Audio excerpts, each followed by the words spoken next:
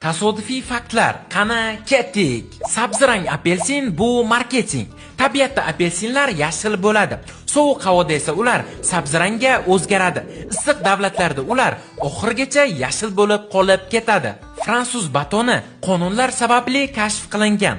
20-asr boshlarida Fransiyada yangi qonun qabul qilingan. Ya'ni nonvoychilar ertalabki soat 4 gacha ish boshlashi mumkin emas. Oddiy non esa tayyor bo'lishiga juda ko'p vaqt ketgan va shu sababli odamlar batonni o'ylab topishgan. SSRda muzlatgichlarga qulf o'rnatish mumkin bo'lgan. Ayniqsa yotoqxonalarda bir oyda bir olib kelinadigan kolbasani studentlar o'g'irlab ketmasligi uchun. SSR qishloqlarda pochtani yosh bolalar tashishgan va bu pochtalarni pioner pochtasi deb atashgan. O'quvchilar darsdan chiqib bir qop pochta olib tarqatib chiqishgan. Mutlaqo bepulga.